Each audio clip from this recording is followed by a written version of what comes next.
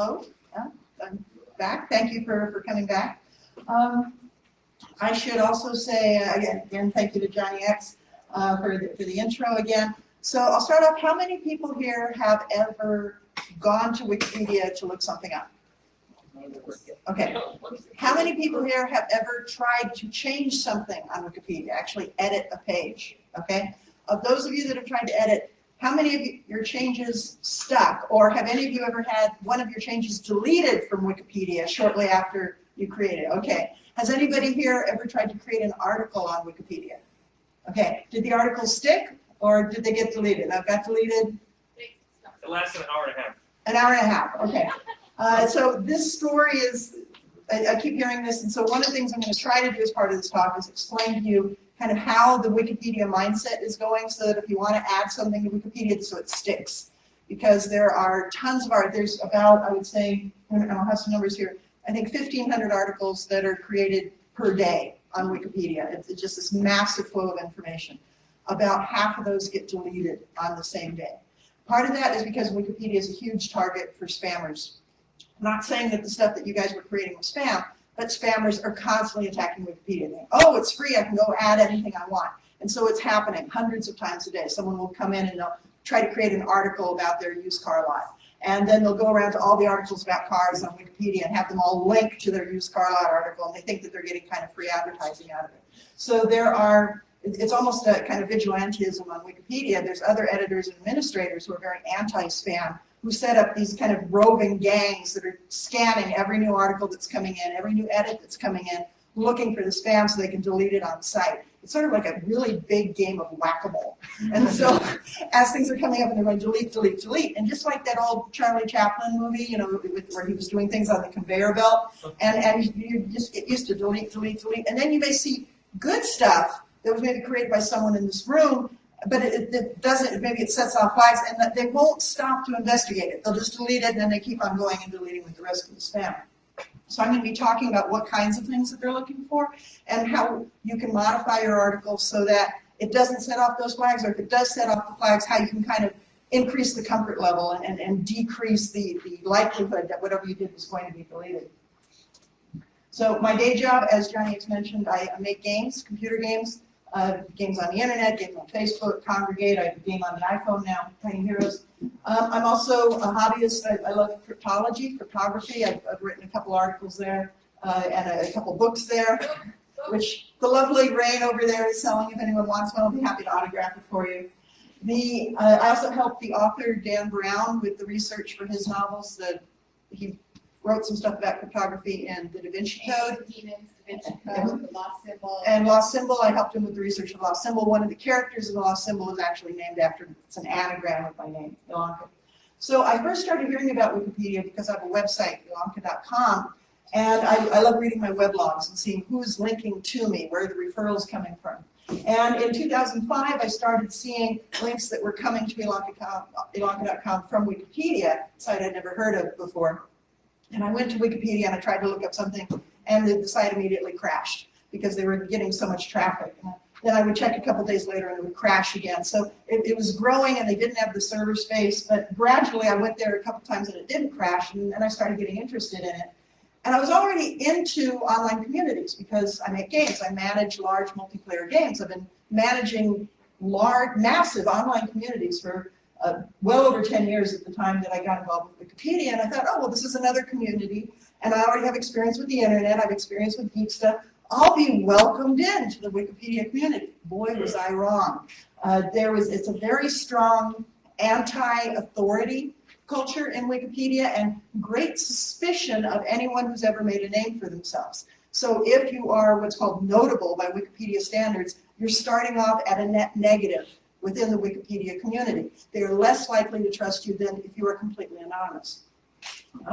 But I persevered, and then I tried to be an administrator, and they banded together and said, no, we don't want her as administrator. She will corrupt the process. And then I came back 6 months later, and again I was rejected, and then I'm persistent. I went back 6 months later, and I tried again, and it was one of the most controversial votes in Wikipedia history. You can look at a list of pages on Wikipedia where they say votes that have gotten the largest number of editors to participate in these votes. And one of those debates was whether or not Elonka should be an administrator on Wikipedia.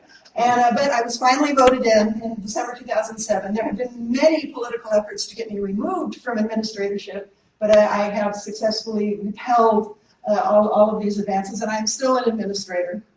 I've written or expanded probably about 500 articles on Wikipedia, and one of the ways that status is measured in the community, and again, this trust level, whether or not you trust someone, is how many edits do they have. And I'll show you, there's very easy ways to, if you see an editor's name, that you can hover your mouse over that person's name with a certain tool called pop-ups, and you can get a little snapshot of their editing history within Wikipedia. You can see, do they have any special privileges? How many edits have they ever made? When was the first edit that they made on Wikipedia? And each one of these is sort of like in a massively multiplayer game, there are various indicators of status. What level is a certain character? What kinds of armor are they wearing? What kinds of weapons? Which areas have they been to? And Wikipedia, in many ways, is like a multiplayer game because it has some of those same markers of status. So when you try to create something, if you don't have any of those status markers, it makes it more likely that whatever you do is going to be deleted because you're not seen as an accepted, trusted member of the community. But once you start creating articles and you have more edits under your belt, then people are more likely to not delete whatever it is that you do. Some editors within the community, within this Hive Mind, will say they don't trust anyone with fewer than 100 edits. Others will say they don't trust anyone with fewer than 1,000 edits. Once you're past 1,000, most people are probably going to accept it. I've never seen anyone that says, oh, you know, they don't have 5,000 edits or something. But 1,000 edits is usually a pretty good marker. So Wikipedia, most of you are probably familiar with it. Online encyclopedia, this is the main page of it. It has various sections. There will be a featured article. And there's a lot of competition on Wikipedia when people are working on articles, along with the game-like aspect of Wikipedia. You can increase your own status, and you can also get status by increasing the status of articles, increasing the level of articles. So there'll be something called a stub article, and then a start class article, and then a B class article, and what's called a good article, where it has to go through an elaborate peer review process. Then more peer review, and then the highest level of article is something called featured class article. It's called an FA, featured article. And once an article achieves featured status, which usually takes months to do, then it has the possibility of being featured on the main page of Wikipedia for a full day. And to have that FA, and there's a little star that shows up, to have an FA star is considered the highest type of achievement that you can have on Wikipedia. So someone with several FAs is going to be considered higher status than someone who doesn't have any FAs. Also going at the main page, the tabs, and it'll change depending on what skin you're using. So the main page, and then there's always going to be a discussion tab. There's always going to be a talk page with every page on Wikipedia. And at the talk page, this is where some of the behind-the-scenes stuff is going on, as editors are discussing how to deal with whatever the main page of that particular thing is. That they're always linked. And the format is that there will be a header, and then someone will say something. For example, here it's a music section, and they have a paragraph, and then they'll sign it. And then there'll be maybe a link to their talk page and time and date. There's a shortcut to do this where you just put tildes, the little squiggles. You put 4 tildes, and it'll automatically put a date stamp signature for you, which will automatically link to your user page. And you can personalize that a little bit. Other things that you can do on every page is you can check the history tab. And this will show every change that has been made to this article ever. Who made it, what was done, the exact time and date that it was done. And so if someone makes a change and then another editor doesn't like that change, they can just come here and they can just revert. They can say, well, I don't like the change that's here. Let's revert to the version that was in February. We like that version. We're not going to stick with this new version that was somebody tried in April. And you can click on any one of those links and see an exact diff of what was done. So the older version on the left and then the newer version on the right with red showing what was inserted. And you can also step through the diffs to see bit by bit everything that was changed. And depending on how internet is going, I'll show you, along with checking a page history, you can also check a user's history. So you can see a complete anybody who edits Wikipedia, you can see everything that they've ever done on Wikipedia. So this is the number of edits. You can see every article they've changed, when they changed it, what they did.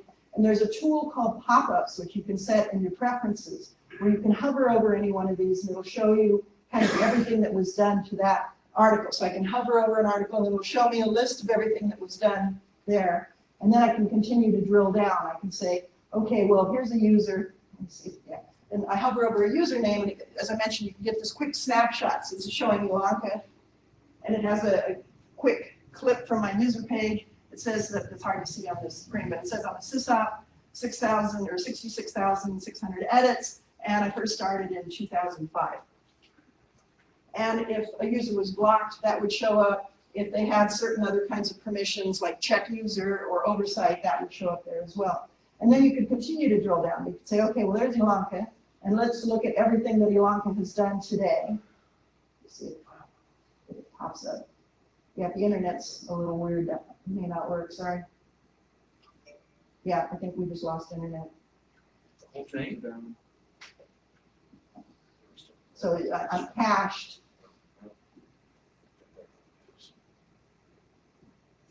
Yeah, that's as far as I know. But you could go to each user and you can say, what has that user done? What article did they edit? You can hover over that article and see the history of that article. You can go to the diffs of the article. Who else has edited that article? So you can just get pop-up after pop-up after pop-up and drill down to a lot of different information. I can show that later if anybody really wants to see that. So let's get back here. Okay. So a brief overview of Wikipedia. It was founded in 2001. It's one of the 10 most visited sites in the world. Lots of people visit it. As of September 2008, the statistic I found was that on any given day, 8% of the internet visits Wikipedia, had versions in over 282 languages, over 19 million articles at the time that I made the slide, and 365 million readers. There's many different language versions. Just in the English version alone, as of last month, we're at over 3.7 million articles. As I mentioned, 1,500 new articles in the English version being created per day. Per day, 750 articles being deleted. As a comparison, this is showing like some of the large sites with Google, Facebook, Microsoft, Yahoo, and Wikipedia, and the number of users by visitors that are going in. And the comparisons here are interesting because Wikipedia gets massive traffic. Compare 920 million users a day, I think, to Google, and compared to Wikipedia with 411 million users per day. But then the server count, Google's got over 1 million servers. Wikipedia's doing all of this with 370 servers. The revenue, Google's bringing in billions of dollars. Wikipedia's $20 million. Employees, Google 24,000. Wikipedia 73. So it's very much a grassroots effort. So when you go to Wikipedia and you see these, please donate, it really makes a difference. The vast majority of the funding is coming from tens of thousands of users that are all pouring in money. There are some large corporate sponsors as well, but it really is kind of like that public television where they really kind of need the donations to keep going. I think it's a very worthy project myself. Alonka, real fast, of those 750 that are deleted a day, do you have stats on what percentage is related to spam and what percentage are like deletionists who are trying to get rid of non-notable things? The question is, of the 750 articles a day that are being deleted, do I have statistics showing what types of articles are being deleted? How many are spam? And you mentioned deletionists. There's a political debate in Wikipedia on whether an article should, where's the line on what should be deleted and what should be kept. And everyone has a different opinion of where that line should be, so this is part of the Hive Mind aspect of it. Some people feel that Wikipedia should have a very high bar and the majority of articles should be deleted unless they're obviously what's called encyclopedic. They'll capitalize the E in encyclopedic. And others are saying, no, Wikipedia is not paper. We don't have a limit on what we can provide, and they want to lower that bar and accept more of the articles. So those who are active in wanting to delete articles, they call the deletionists. It's almost like a political party. And those that want to keep more of the articles are called the inclusionists. I don't have specific numbers on what's being deleted, but just anecdotally, because I've done what's called NAP New Article, or New Article Patrol or New Page Patrol. The vast majority of articles that are being deleted really need to be deleted. Okay. They're obvious spam, or we'll see school kids, you know, and they're in school, they're bored, they got the laptop open, and they want to create an article about Susie that's sitting next to them. And so they'll make an article, and Susie is cool. Or they'll make an article about their dog, or their favorite ice cream stand that's down the street. And so these things are pretty easy to delete. If there's a real question about whether or not an article should be deleted, generally the way it's supposed to be handled is someone's supposed to put a tag on it saying, yeah, I'm proposing it for deletion. If nobody challenges it in 5 days, the article will go away. Or they may put a tag on it saying it's an interesting article, but it has no sources. And there's a debate raging right now in the Hive Mind about whether or not lack of sources, like if somebody just puts up an article with 0 citations, is that grounds to just delete it because it's unsourced? And some people saying, well, yeah, there's no sources. And others saying, well, let's go find sources. And the debate is going on there. A currency within the community is really sources and citations. So the number one advice I would give to anyone is if you want something to stick on Wikipedia, put a source with it. And it has to be what's regarded as a reliable source. You cannot use a blog as a source. You cannot use a message board as a source. Good source would be an academic journal, Time Magazine, New York Times, those are all good sources.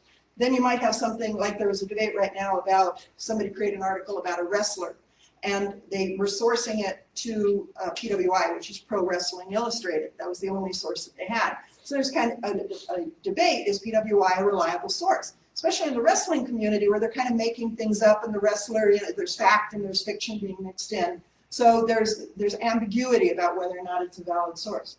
But if you're creating an article and you include, I would say, a minimum of 4 different reliable sources that are cited on the article, it is highly unlikely that it's going to be deleted. If the article is about a living person, there's a policy called BLP, Biographies of Living People. If it's an article about a person, I would increase that to 6 to ensure that the article is going to stick. Because BLPs, this is another big controversy right now, because people were often using Wikipedia as a way of harassing or antagonizing public figures, and they post information that would not be sourced. Or they would post negative information that came from 1 source, maybe 2 sources. And it was actually a commandment that came down from the Wikimedia Foundation saying, when we will make a new policy, it is BLP. When we're dealing with the biography of a living person, it is essential that we get things right and that everything in there be very carefully sourced. So, Elonka? yes. Hasn't there been controversy on, again, who those sources are? Yes. I especially much with like the political figures or whatever, you know, who was putting up the information as opposed to who was trying to delete it.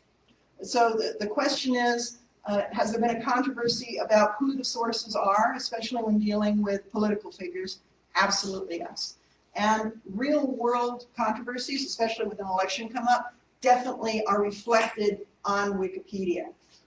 And we look at not only who the sources are, say, if you're dealing with a Republican figure, it's easy to find anti-Republican sources to say all kinds of negative things about that particular individual. And so there's another policy which is called NPOV, which is neutral point of view. And part of that is what's called undo, and we put it all in caps, WP:UNDUE, undo, which means that when we're presenting views about a topic, the goal is to present the views in a balanced way. Don't give undue weight to one side over another side. So if there were an article about a political figure and everything in the article is just negative stuff, even though it might be well sourced, it might still be inappropriate for Wikipedia, and there might be a movement to delete that article because the article was primarily presenting one point of view and not presenting both points of view. Another common misconception about Wikipedia is that when there's a dispute about a topic, that there will be like someone like a professor who will decide which side of the dispute that the article will represent, and that's incorrect. Disputes on Wikipedia are not decided by an authoritarian figure, they're decided by consensus. This is the decision that was made several years ago. And so editors are supposed to come together when there's a dispute and figure out how to deal with things. And the ideal resolution of the dispute is not to list just one point of view, but to list both points of view in a balanced way. And that way the readers who come to the article can see, well, there's this point of view and there's this point of view, and then the reader can be better informed and can make up their own mind going from there. So the goal is neutrality, almost like a deposition kind of thing. Just say it, don't try to put any kind of emotional spin on it. Okay. Do we have a microphone? Yep, we need a mic horn, I'll do it. Who is it?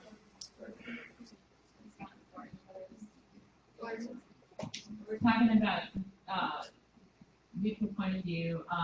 There are some topics that's really difficult because it's very, very, very hard to find a mutual point of view. And exactly, yeah, I mean, or dog fighting, that kind of thing. It's like, is there a policy specifically for something like that? Yeah, it's an excellent question, and there are these kinds of disputes all the time. There are certain topic areas that are identified on Wikipedia as areas of dispute, and sometimes they're even regarded as areas that are under what's called discretionary sanctions. I actually have a couple slides on this that I'll be going into. For example, anything to do with the paranormal. You can find tons of books about ghosts, and they may even be published by reliable sources, but then someone will come in and will just kind of cherry pick different bits and pieces. So it's sourced, but they may be going into all, is this real? Or another big debate a few years ago was about cold fusion, and how should the article on Wikipedia present cold fusion? Should it present it as a theory or something speculation? The biggest area of these kinds of disputes has to do with ethnic disputes and religious disputes. So especially areas like Eastern Europe is considered a hot spot, because you'll have, say, between Hungary and Slovakia, and the borders all through Eastern Europe are constantly changing. And one century the border's here, and another century the border's here. And so there'll be these massive battles on Wikipedia about which title to give to a particular area. Should a river be given a Hungarian name or a Slovakian name? Because the river, well, it starts in Hungary and then it kind of moves through Slovakia. And then we say, okay, well, it's going through this town and the town is currently in Slovakia. So the ruling is you give it the name of the country where it currently is. So the river should have a Slovakian name. But then you have sources because it's passing through this village, which is on the Slovakian side of the border, but has a primarily Hungarian ethnic population. So everybody there calls the river by the Hungarian name. And it just these massive disputes. But there have been some resolutions to these, and I'll go into some of those, especially in the area of Poland, where some of the more militant editors are. And we find often when there's a dispute, and even though there's all these different languages of Wikipedias, that many of the people around the world, even though they have a Hebrew Wikipedia or an Arabic Wikipedia or a Hungarian, Slovakian, Polish, all those, that they often see the English Wikipedia as a battleground, as the central Wikipedia. That's the one that they really want to get things focused. And so if a dispute comes up, say, between this Hungarian, Slovakian thing, and it's not going the way that one side likes, like a Hungarian editor may go back to the Hungarian Wikipedia and say, we're having a dispute on the English Wikipedia. Come over and help me prove consensus. Or Slovakian, we'll go to the Slovakian Wikipedia and get a bunch of Slovakian. These things really happen. And as an administrator going in, I've gone in trying to sort through some of these disputes. And it's almost like an art form, trying to figure out, in some ways I'm like a United Nations mediator between these different groups. So I will definitely be talking more about that. Was there another question? Okay. Yes, Tom. Wait, go to the mic. I want to share something relevant to what you just said. Which Okay. is that I have a Wikipedia profile because I got drunk one night and was hanging on you. It's interesting to watch the edits that happen because I'm not really that important, but there are people who have an axe to grind about particular things, and they seem to be laterally editing Wikipedia about those particular things that they have an axe to grind about. So, for example, I was born in Canada, so there are people who have an axe to grind about making sure that everyone who's born in Canada is properly denoted as a Canadian or not a Canadian. And so you will see people come across them, make minor little edits to, what city is he in, what category is he in, blah, blah, blah, because they're concerned with making sure that stuff is consistently applied in the English language Wikipedia. And it's interesting to see what those political or however you want to characterize that, with those, how motivated those people are to make sure that particular minor detail is correct in all these little articles. Ethnicity of individuals is one of the more intractable disputes on Wikipedia. For example, especially medieval scientists, say someone, Copernicus, or someone who might have a name like Werner, who was born in Poland, but had a name that was obviously German. So he was obviously ethnic German, born in Poland. So in his article, should it say he was Polish? Should it say he was German? Should it say he was German-Polish? And then we have also in the United States, with all of the immigrants coming to the United States, we have this problem as well. I've had battles, there's an article about me on Wikipedia. I was born in Los Angeles. I identify as an American. My father was born in Poland. My mother was born in America. Her parents were born in Croatia. Their parents were born in Hungary. So there's kind of a mutt aspect going on. But I've had people come to my article and try to say Elonka is a Polish-American cryptographer. I've never identified myself as Polish-American. There's no source that says Elonka is a Polish-American cryptographer. But because my father was born in Poland, there are people who try to make that battle. And you're exactly right. One editor will decide this, and then they'll do a sweep through hundreds of articles changing the ethnicity of these people as they go along. And that's one of the more innocuous ones. When it comes to someone's religious affiliation, is someone Jewish or are they not Jewish? Were they born Jewish? Do they identify as Jewish? Homosexuality. If someone's gay and it's known that they're gay, but they haven't formally come out and said that they're gay, should the article say so-and-so is a homosexual? At what point does the sourcing threshold get met as to whether that information should go into the article? So these are all kinds of questions that are going on within the Wiki community. So we're on the topic one more time. Sure. How far off the boat do you have to be to not be particular ethnicity? How far? I mean, to be honest, I've been an American for 4 generations, 150 years. Am I Native American yet? Well,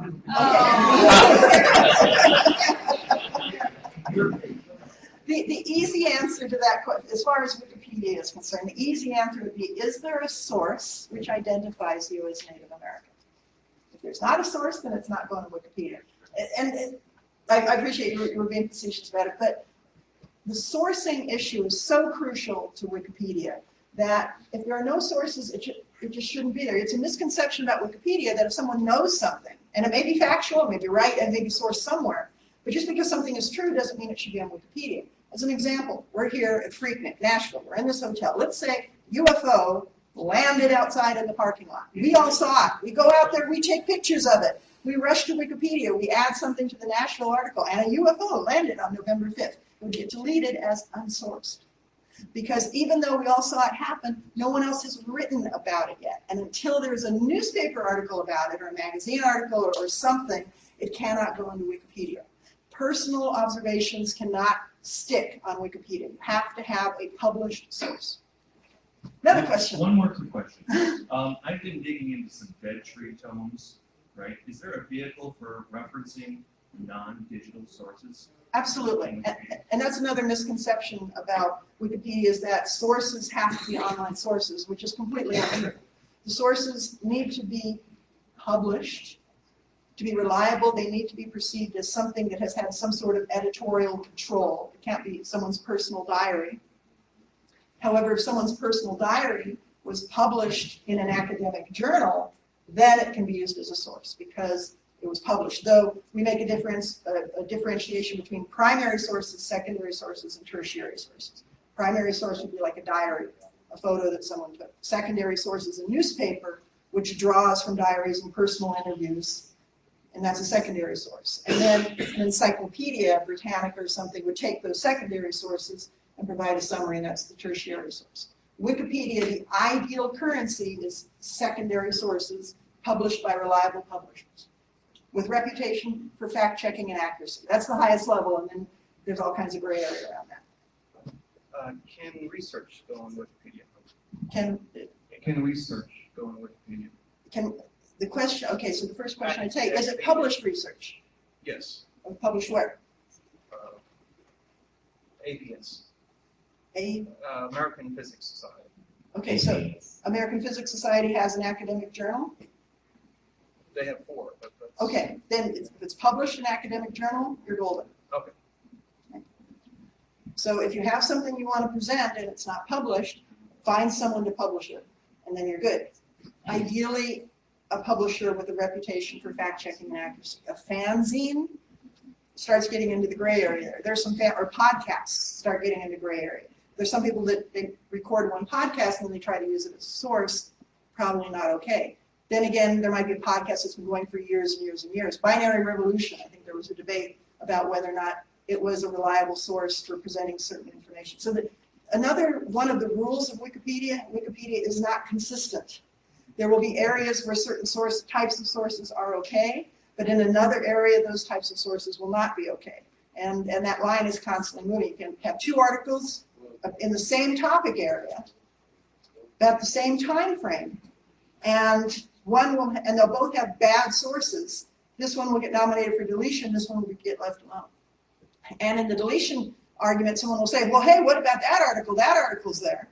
And maybe they'll say, sorry, it doesn't matter, and maybe this article will get nominated for deletion. So it really depends who has the free time to deal with it and how passionate are they about a particular topic. Yeah. Microphone? Yeah, quick question. Is there any line of delineation for a point where a blog is considered well known enough to be a source? If it's Robert Scopus. Yeah, the way that decision is normally made about whether or not a blog is considered a reliable source is that blog being quoted by other sources? So often a newspaper, they'll have its article section, and it may have its tech blog. And they're calling it a blog, but it's obviously something that's under the editorial control of the newspaper. So there's no one, it's like weighing things, and there's different factors. It's like a weighted scale. One scale is it under editorial control? Another is, are other reliable sources quoting that blog? Is it a notable blog? How well known is this blog? Or if the blog is not well known, is the person who's writing it well known? So we've had situations where we have someone, say an academic, PhD, professor, historian, has written many reliable sources, done great research, been published in multiple journals, and also has a blog where he says things that are different from what he said in his published sources. So can we take what he said here, would that qualify as a source? Because he's obviously a reliable source, he's done these other things that are published. And there's been some interesting debates about that, and often what happens is we'll say, we'll attribute it. In the article, we might say, well, Professor Joe Schmo, who is the author of Reliable Sources, also in his personal blog on such and such a date said, and then we'll quote exactly what he said. And that way the reader can kind of determine, which side of the line is it on. In the back, microphone. We're not going to have a talk a lot. It's just going to be a Q&A. Yeah, No, we're passionate about this. this is great. No, I love to answer these questions. Under what circumstances let me rephrase it this way. Would power or prestige of politics ever enter into the editing of an entry? And again, I know what the stock answer probably would be, but in reality, are there backdoor channels that exist that things can be pulled off at the last minute should that be desired? So if I'm understanding the question, it's the power and prestige of politics. You're saying if someone is a politician who's editing Wikipedia?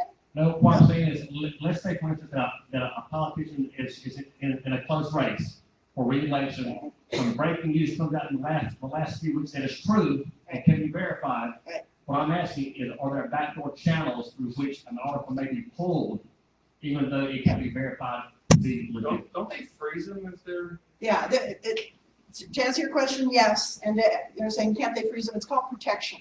And there's different levels of protecting an article. And that actually will happen. If there's something big that's going on and suddenly hundreds of editors are coming in and trying to edit an article, as an administrator, we can say protect it, which means that no one can change it at all until things settle down or we work things out on the talk page. There's also something called semi-protection, which means that established editors have lots of edits, have edited other articles, they can edit, but a new editor cannot edit and anonymous editors cannot edit it. And that tries to give it a little more filter so that those editors who we know are there working in good faith, good intentions, know about the policies of neutrality and undue weight, can still change the article, but we don't have this flood of public attention coming into it. So yes.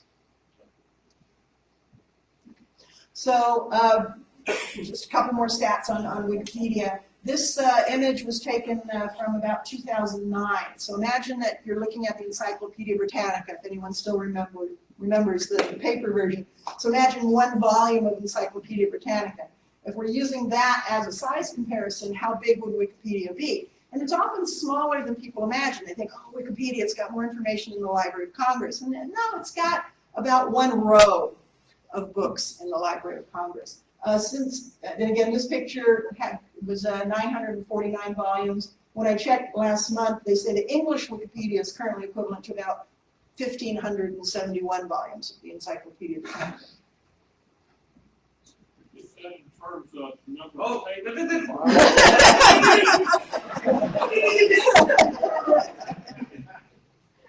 that comparison in terms of the total volume of data or the number of articles? The number of articles as they stand today, so not counting all the revisions, not counting the discussion pages, just counting the article that you would see if you went to it on a particular day.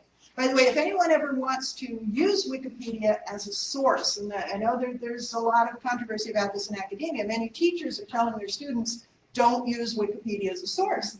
And it's a valid concern. However, for one thing, everybody's still going to go and read Wikipedia, and Wikipedia can be seen as a good jumping off point. As long as students know not to believe everything they see on a page, because someone may have edited that page 5 minutes ago. It may not be saying something that's true. But you can look at a page and you can see the list of sources that are at the bottom of that page, and then you can use those sources to go on and get more information about a particular topic. There's also a cite this page link that's on every Wikipedia article. So if you do want to cite a Wikipedia article, you can click this link and it'll give you a URL that will give you a link to a date-stamped version of the article at that point in time. So you can cite Wikipedia saying, this is what Wikipedia said at 2 p.m. on October 1st, 2009, and that'll be the link. And so you know that the teacher, whoever's reading the article, is seeing the article as you saw it at that moment. Tom? Okay, you almost just said what I was going to say. I didn't know that they had added a cite this page link, but a lot of people who do things like think about the way that paper should be written don't understand that it's possible to cite Wikipedia at a particular timestamp. And so, you used to have to go through the history to get the actual, history link, and that's an appropriate way to cite it. It is citable. You can, as long as you cite it at a particular timestamp. And I wrote a paper in a place that's mostly read by librarians, and it was about Wikipedia, and I cited Wikipedia a lot, and I did it appropriately to sort of send a subtle message to them that it's possible to do it. But a lot of librarians and other people who deal with citations don't understand that that's possible. So I'm glad they created that feature. I didn't realize that they had added it. Yeah, there's a lot of cool little utilities around Wikipedia. Pop-ups is one of the main ones that I wanted to make people aware of, and cite this page and history. And yes, we have another question here. Get the mic to him. So continuing the just asking you questions so you can't actually get your talk. You said, a problem is that, don't trust everything you see on Wikipedia because somebody might have made an edit like 2 minutes ago about it. Could you talk a little bit about some of the work being done around like WikiTrust and filters trying to say how trustworthy is an edit, and how, if it's persisted for a long period of time, is it more believable? Right. There's been some work done on this about possibly color coding a Wikipedia article so that if you were reading something and you could see this information has been there for a year, it's probably trustable, and then maybe something might be highlighted in red saying this has only been here for a day, take it with a grain of salt. There's that going on. The German Wikipedia has something where they call flagged revisions, which means that anyone who edits an article, it doesn't show up on the live page right then. Another editor has to approve that before it'll go on and show up. But this is very controversial because Wikipedia, a large part of its appeal is this kind of anarchy. Anyone can edit it, anyone can come and do something. And some of those who are unhappy with the Wikipedia model, especially when there's a dispute and they lose the dispute, or the dispute goes the wrong way, and it is very frustrating because when there's a dispute about a point of something academic, you would think that the dispute would be won by someone with the degrees, someone who knows more about the topic. Sure. In reality, the dispute is often won by whoever has more free time. Okay? So if there's a student who's just adamant about something, or someone who's on disability and logging on from home, and they just want an article to say something a certain way, whereas a professor, they may go in and say, well, this is the way it's going to be, and here's the sources, and then they go back to class, and they don't have time to continue arguing And eventually they're just going to say, screw it, and they're going to walk away. So those kinds of disputes are something that have to factor in. Just because information has been on Wikipedia for a long time doesn't necessarily mean that it's right. A big problem has to do with religious cults. Because often the cults, they want their religion to be expressed in a certain way on Wikipedia, about their leader and did their leader have a vision from heaven, or, and I'm not mentioning any cults, but there's a lot of them out there. And other established editors may come in and try to change the article back to something that's sourced. And sometimes what these cults will do is they will set up like 24/7 shifts to just sit and watch the Wikipedia article, and they just keep hitting refresh over and over. Oh, somebody changed it, and then they change it back. And then another editor may come in and say, okay, well, try to fix it, and then boom, it gets changed back. And it's almost like what what Rattle was talking about, where we have this kind of, the persistent threat. Because if someone's just being obnoxious and going in what's called a revert war, we can block them. But if it's a tag team of multiple users that are acting in concert, it gets more difficult to block. We've done IP range blocks, and then we get into Tor nodes and proxies, and then we get this whole battle going on. But often you'll get an article where other editors will just say, I got other things I'm going to do. That article's bad. Okay, it's going to be bad. And then they go off and do their thing. And it's a problem. We have a whole area where we call it NRM, which is New Religious Movements. And it's a problem. We're debating, do we want to make policies of lowering the barrier to blocking people that are being persistently or too aggressive in this area? Because there's certain things of how many times can you revert? And there's very few hard and fast rules, but one of them is called the 3 revert rule. That if you revert an article to a previous version, that one article, 3 times in 24 hours, you're blocked. And an administrator is going to come on and say, you cannot play on this article for a while, for a day, a week. It'll be an escalating kind of blocks. But there are people who will play with that, and they know they get 3 reverts a day, so they'll revert twice a day, every day. And if they're at their second revert, they'll get their buddy to come in and continue the reverts and continue the reverts. So it's a problem that we haven't solved yet. Quick question. You said that when you were voted in as administrator, there's a lot of controversy and everything. So what is the what is the hostility against known professionals or people or bloggers in the community? Why is the Hive Mind, I guess, potentially limited? Why wouldn't they want multiple viewpoints from professionals or bloggers potentially editing or doing anything? Why is all my articles being controlled by the few, kind of, as opposed to the many and the openness that Wikipedia should bring? Well, what's the authority structure, I guess, is the question. It's a complex answer with many factors, but ultimately it comes down to the spam issue. Some people do try to use Wikipedia for inappropriate purposes. They're promoting something, they're trying to sell something, and often with authors, and I don't know if anyone here has ever written a book or written an article, but you know that the days of when you write a book and the publisher would go and promote the book for you, that's gone. Now an author writes a book, you got to promote your own book. You're out there, you're selling copies out of the trunk of your car, you're writing your own press releases, you're going out there, you're talking to the news. And you get, as an author, you often get into this mindset of, okay, well, you have to write, and you can't just say, and here's my book, please buy it. You have to say, this is the best book ever. And if you're not buying this, you're an idiot, and there's a language to it.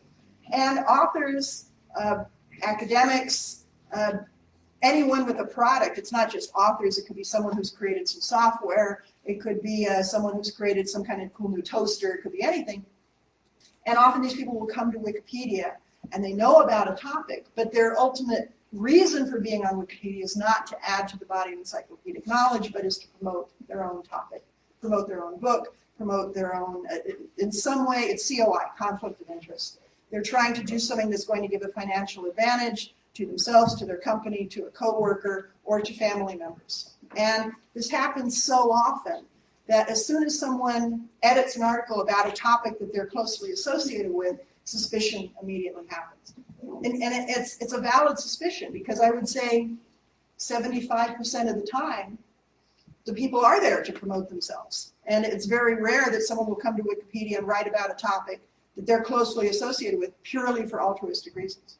Okay, thank you. So just quick follow-up then. So what is the internal checks? How do we know the editors are not totally biased, and what keeps the neutrality of the power structure? I guess There is no neutrality in the power structure. Yeah, and it's ideally there's certain axioms that we want to believe about every editor. We want to believe that everyone there is operating in good faith, that if someone makes an edit, that they're making the edit for positive reasons, that if there's a controversy and there's 5 editors on a page and they have a dispute, that in an ideal world, the 5 of them will go to the talk page and will talk like rational human beings and resolve the dispute and say, okay, well, let's include part of your viewpoint and part of mine, and oh, thank you, nice working with you, go on to the next article. In reality, humans. So where humans are, there is conflict. So, Can commercial All the way products, up, all the way up. Push the button all the way up. There you go. Can commercial products be on Wikipedia like Bit9? Could they put their own page in? Man, we are all Bit9 whores here. Commercial products are on Wikipedia all the time, and because I'm an author and because I know a lot of people that are movers and shakers in various industries, people often come to me and they say, oh, look, I just released this new website or this new social networking service. It should have a Wikipedia article. Will you help us make the Wikipedia article? And the first question I always come back to them with is sources. Are there sources? Has anyone else written about your product? Has anyone else written about your service? If so, send me the links to those sources and maybe there will be enough for a Wikipedia article. Artists as well. There may be a painter who's a wonderful artist, creates posters, the kind of thing you could go into any gallery around the country and, oh, that's that artist, that's that artist. But then they try to make a Wikipedia article about the article gets deleted. And they say, but they're being sold everywhere. But the question is, has anyone written about the artist? Not about this poster, but about the artist. If no one's written about the artist, it shouldn't be on Wikipedia. Wikipedia is not for presenting what's called OR, original research. It's for presenting a summary of information that has already been published elsewhere. So if you want to see, Tom! I have a question. So, By the way, real quick, this slide, you can go to stats.grok.se and you can see how many hits an article is getting each day. Okay, Tom. Right. So when I talk to you and I talk to Jason Scott and other people who've gotten very close to how the sausage gets made, they to laws and present sausage very and ugly Wikipedia picture articles. Okay. of the reality of the situation and a lot of frustration with the conflict. And so, like, I guess, I mean, do you believe that at the end of the day, what's being produced is a reliable resource? Do you think there's serious concerns about the reliability of the content that people are accessing through the service as a consequence of all the people that are trying to manipulate it and all the conflicts that happen? Yes to all of the above. There are some areas of Wikipedia that are covered really, really well, and often the accuracy of the information is based on how popular that information is in the public imagination. Are there people who are even interested in writing about it? One of the common, and there's good timing here with this slide, but one of the common criticisms of Wikipedia is that it might have an article on every single Pokemon, but medieval Turkish monarchs, not so much. Because people are just more interested in writing about Pokemon. Star Trek, there's a fantastic Star Trek section on Wikipedia.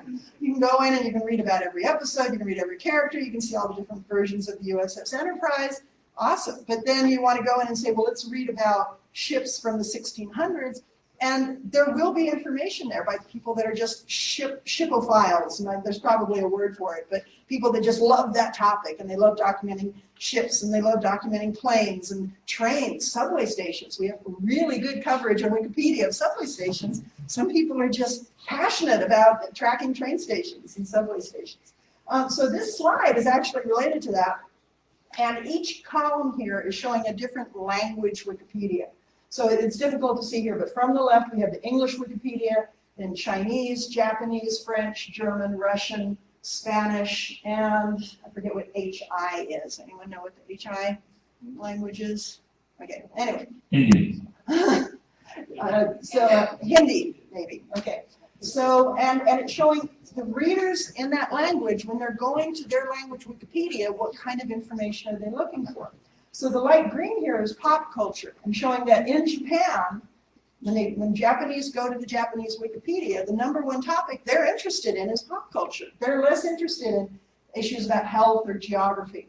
Whereas in the English Wikipedia, pop culture is still the top topic there, but you have geography, current events, history, historical figures, culture and the arts, and sex. The sex one is kind of interesting, as it always is. The pink is sex. I'm showing, so the English, how often people go to the English Wikipedia for information about sex. Chinese, they go a little more. Japanese, they really don't go to their Wikipedia for information about sex. They have other sources. Yeah, the French don't know at all. The French don't even have an interest in sex on the French Wikipedia. So, whereas the geography. The one with the really big chunk sex, where it's number 2. This is Russian. Or wait. That Chinese here and Russian over there. It's solely in Russian.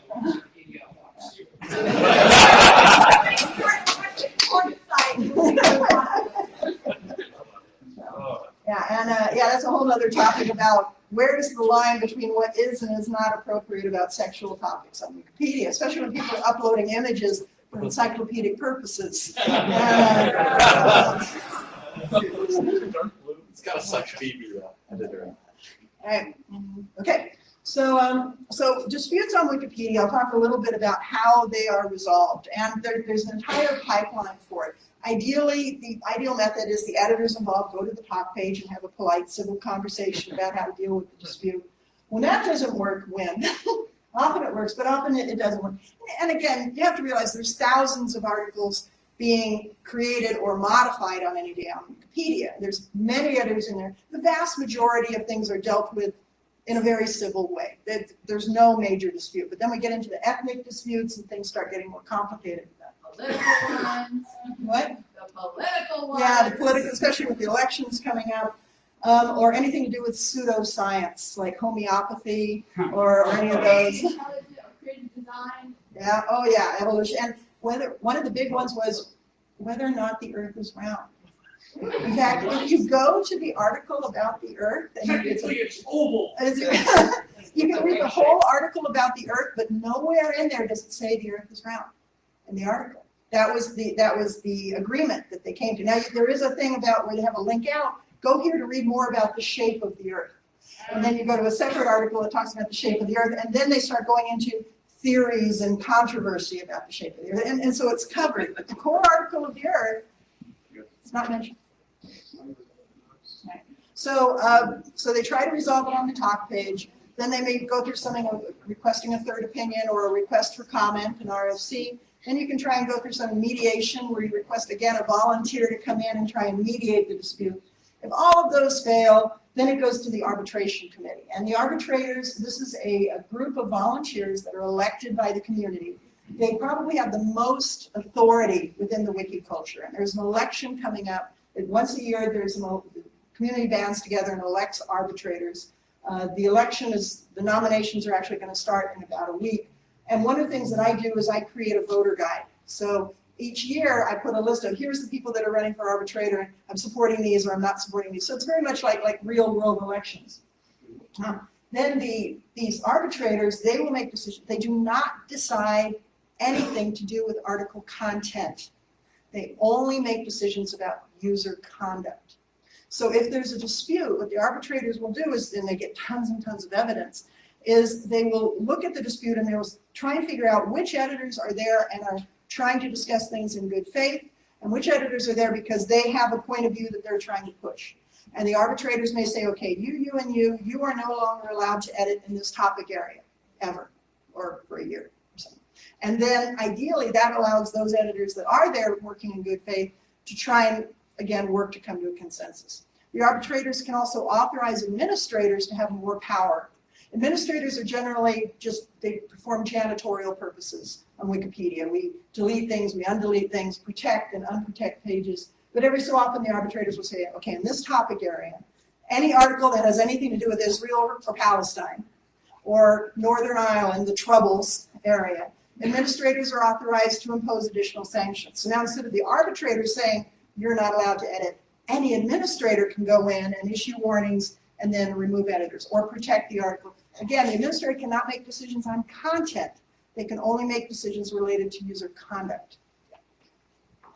I think I've seen this previously on some pages. If you have mostly something that's historical and it's basically been set in fact and there's been no new information that's been coming out on it for years and years and years, don't they basically, or can't they sort of just block the page and say there's going to be no edits to this until maybe something new happened and then we'll look at it, but as a way to sort of avoid people just going in and with their own agendas? I mean, I swear I've seen pages mostly on something historical that have literally just been locked out for years. What you're describing about we're locking the page until new information comes to light generally doesn't happen. It'll only happen if there's a dispute. If editors have been disputing over that article, then it might get protected. But there's a limit to how long an article can be protected for. If it's going to be long-term protected, it has to be long-term protected for a reason. Though you may be talking about something like semi-protection. We do have some articles that are under indefinite semi-protection. And I think that's because, and they generally are about very core issues like whale or potato. And I think that this is coming from schools because I think kids are bored and they're reading, or they're studying about whales and they're just tempted to vandalize articles. It's just something kids do from schools. Often they do it anonymously. And as someone who's been on vandal patrol, I can tell you, we see the IP, we do this, oh look, it's coming from a school, block it. Just no one from that school is allowed to edit anonymously for a week or a month or 6 months or indefinitely. And then sometimes we'll contact the school and say, okay, we know that someone at Library Station 3 was vandalizing at 4 p.m. And then they can go in and check the logs and go right to the kid's parents or whoever. So sometimes that'll happen, but more often it just takes too much time to do the tracking. Okay. Nick. Yes, so I have a okay. Eat the So mic. I have a friend of mine who had a fun little hobby involving Wikipedia. He would kill people on Wikipedia. He would just find random, people, and he would say, basically, they died in a car accident such and such day and time. On his hobby. This is like, I'd occasionally just get a text message. Dick Cheney just died. Oh, Michael Jackson just died. And it occurred on that. Crash Wikipedia. And I would chuckle at that because I thought it was funny, even though it's a bad thing to do. I'm wondering how many of those kind of things, people who just go and do that specific type of thing for amusement, what are the most common ones that you've seen in terms of Wikipedia terrorism? Oh, vandals, yeah, vandals on Wikipedia. And the killing people off happened. My biography, the Elonka biography, I've been killed off a couple times. People go, Elonka died. I'm like, oh. And it's usually cleaned up because we have people on vandal patrol that are going in and revert these edits really quickly. Though sometimes it's real information, it just hasn't been sourced yet. And in fact, we've had a few public figures where the death was reported on Wikipedia before the police had picked up the body. It was that quickly it had happened. There was a wrestler, I think there was a murder-suicide. Has Andy Rooney been updated yet? What happened, Andy Rooney? What? He's dead. He died this morning? He died this morning at 92. Yeah. Yeah, is anybody working on Wikipedia? I have not looked, though. I was actually just on Andy Rooney's article a couple days ago, updating the fact that he was in the hospital and he was in stable condition, but yeah, I don't know. But yeah, very sad. His death is listed. On Wikipedia? Yeah, and often when someone dies, that's when their article really gets a lot of good attention because there's obituaries that come out, so there's a lot of sources. The 60 Minutes correspondent, Bradley, I went in and I really expanded his article right after his death, and because there was so much good information about it.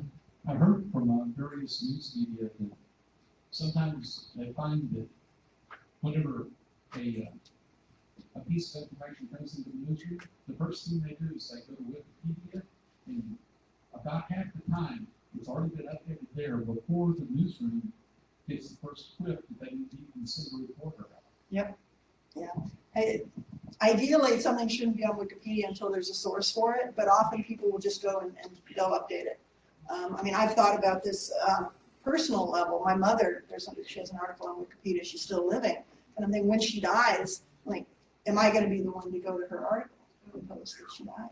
It's Okay, that's morbid. yeah, it is, but it's, these kinds of things, there would, because I'm an active Wikipedian, I would have an interest in doing this and documenting this, but I've also decided that no, I'm not going to. But it's kind of sad to kind of think about those things. Okay, so arbitration.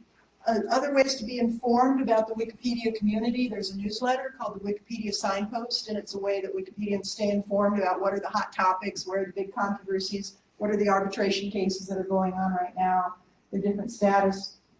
I've already kind of talked about this. Right now on Wikipedia, English Wikipedia, there's about 1,500 administrators. So again, think that there's over 3 million articles on the English Wikipedia, 1,500 administrators, do the math. They're spread pretty thin. So if there's a dispute, the chances of getting an administrator's attention are pretty small unless you're in a hot topic kind of area.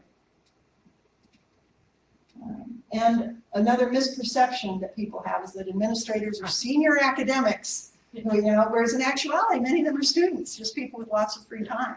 And so again, just because someone says something to an authority figure doesn't necessarily that they're trained how to be an authority figure, that they have any kind of training about how to deal with disputes. And especially because Wikipedia has a very anti-authority culture, that also makes it very mistrusting of the administrators, which had to do with the elections that I was talking about.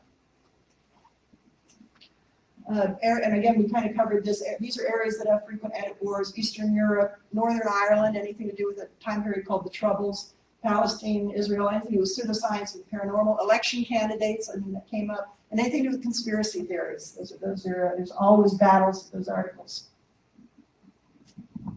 Okay, this is taking advantage of something that you told me recently.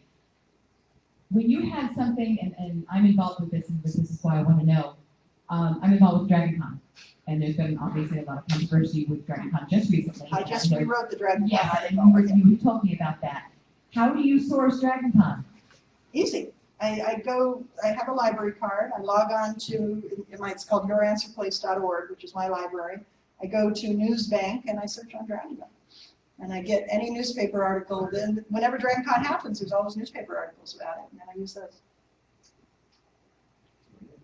Okay. I was thinking about it now. I was trying to think of a, I don't know, I guess an authoritative source for something on DragonCon. DragonCon, ideally, I should be able to go to like scholar.google.com and research a topic, or books.google.com and find a bunch of things. And some topics, they're just not covered in scholarly literature. They're not covered in books. And I guess that's what I was trying to think about, is when you talk about authoritative sources, in that sense, what is considered an authoritative source? It changes based on topic area, and the requirement for sourcing will also change depending on topic area. So if someone's writing about mathematics, and there's a bunch of articles on Wikipedia about very esoteric mathematic topics, and someone comes in and says, well, the New York Times said this about mathematics, and the New York Times probably got it wrong because they're writing about something that they don't really understand. So the sourcing level in those areas is going to be much higher, saying if you're going to write about this topic, you've got to write from a peer-reviewed academic journal where the mathematicians who knew their stuff are saying it. Just because it appeared in popular literature doesn't mean that that's a good enough source. Whereas if you're talking about a pop singer, Britney Spears, or some Lindsay Lohan or something, there's going to be a lot more that's coming from newspapers and magazines and not really from the scholarly literature.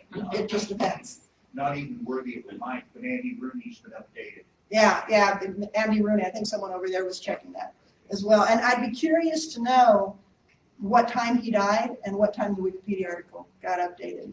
I'm guessing it was a very short time frame. I'm betting as soon as it hit the wires, it hit Wikipedia. CBS News probably did it.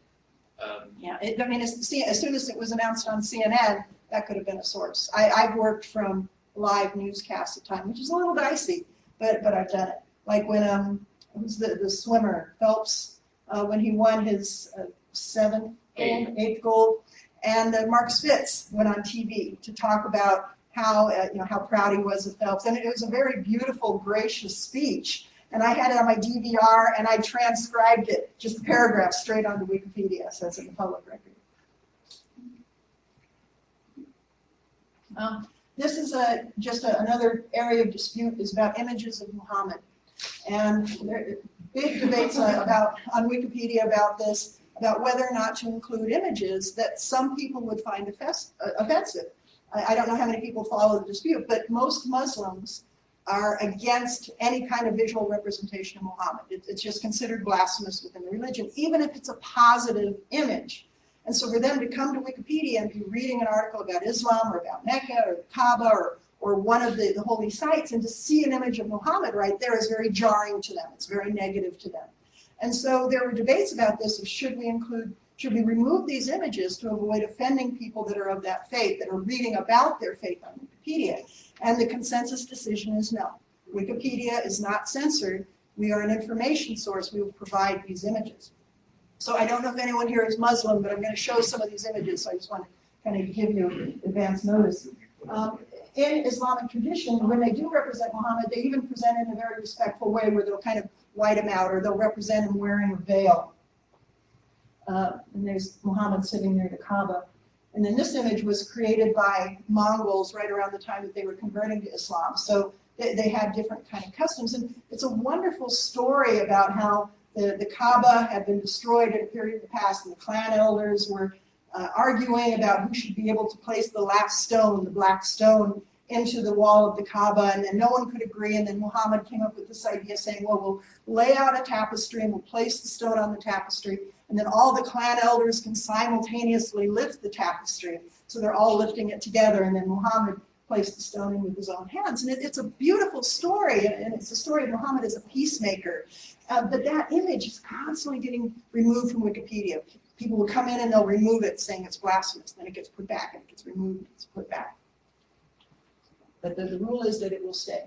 Another ethnic dispute, very briefly, is the Gdansk-Danzig dispute. This is a city that has had different names over the course of its history, and like every few hundred years it changes.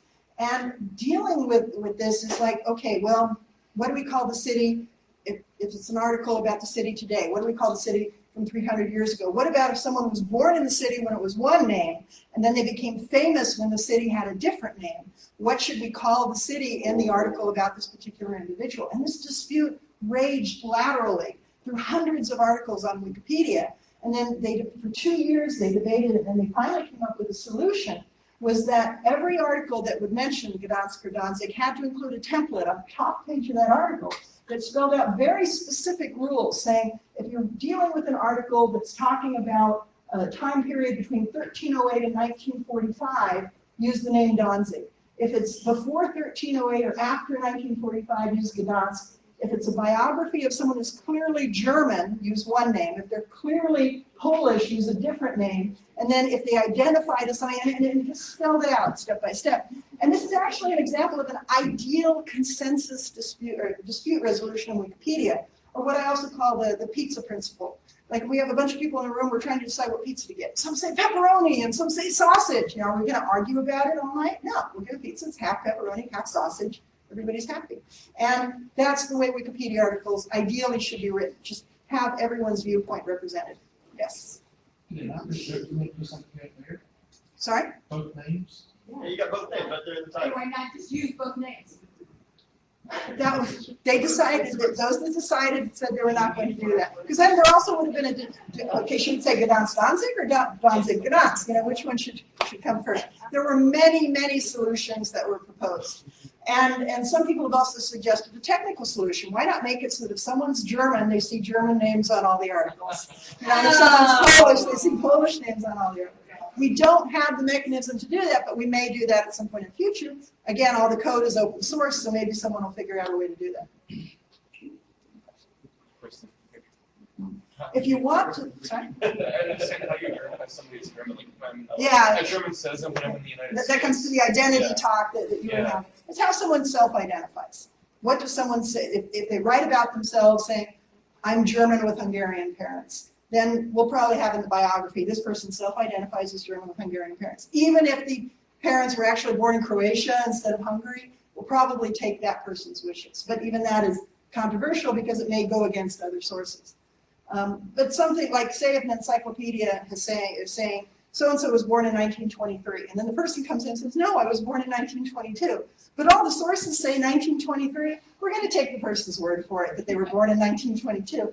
Unless there's someone saying, they're saying they're 1920, but we have all these sources saying 1923, and in that case, we may split the difference and say, most sources say this person was born in 1923, though they say they were born in 1922. And again, just try to not decide the dispute, but describe the dispute.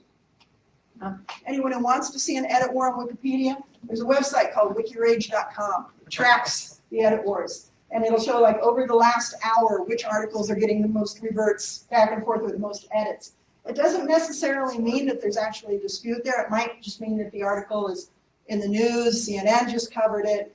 Maybe the article is a featured article on the front page of Wikipedia, so it's getting a lot of attention for that reason. Kind of covered that. When an administrator goes in and is dealing with the dispute, and I wrote, there's an admin school, so there's a page about how to deal with disputes on Wikipedia, and I wrote most of that, if you go to that on Wikipedia. And what I tell administrators is, if you're going into a dispute, and it's probably been going on for years, there's probably megabytes of talk page discussion. There's probably 10, 12, 15 editors that are in there. How do you deal with it? Well, first, don't feel you have to read everything, because it would take too long to come up to speed. Don't feel like you have to understand the sources. Don't feel like you need to understand the topic matter. But check to see, are people making edits based on sources? Are they making edits based on reliable sources? That way the administrator doesn't have to suddenly read all these mathematical journals. They can just, oh, this is published by Oxford University Press. That looks like a reliable source. And see, are editors making changes? Are they also trying to engage in good faith discussion? Are they saying, this is the way it's going to be and you guys are all idiots? That's an easy person to remove from the discussion and then let other editors get in there. Nick.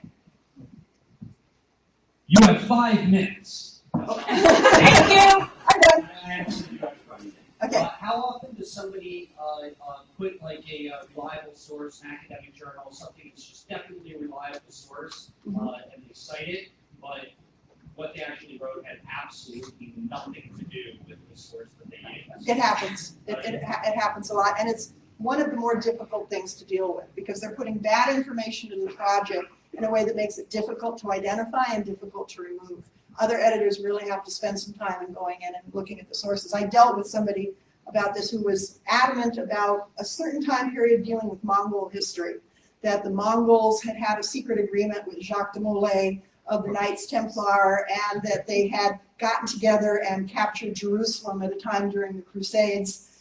And the thing is that there are sources that say that, but people would be like writing in their diaries in medieval times saying, oh, I heard that Jerusalem was captured from somebody down the street. So here we have a source from the 1300s saying Jerusalem was captured. Doesn't mean it's a reliable source from the 1300s. Just because it's old doesn't mean that it's right. And sometimes countries would present information in a way to make their country look better. So about this capture in Jerusalem, it didn't really happen. But if you go to Versailles in the Hall of Crusades, there's this enormous painting saying capture of Jerusalem by Jacques de Molay. Didn't happen, but it's a beautiful painting. and you have to explain to people you cannot use a painting as a source. What you have to do, and then you need editors who can go in and actually do kind of understand the sources and understand the consensus of modern historians, because history is a steadily evolving body of knowledge, and things that are considered true today, 20 years from now, the consensus may be different. So Wikipedia tries to present that consensus. So, short answer. Almost done. Okay. So if you want to become an editor on Wikipedia, create an identity, create a user page. Say why I'm here. I'm here because I enjoy working on articles about Pokemon, or I like plants, or whatever. And build trust within the community. To build trust, you want to have a bunch of edits. You don't want to be editing on one article about a commercial product. And ideally, you want to be participating in multiple categories to show that you're interested in the project as a whole, not just your specific area.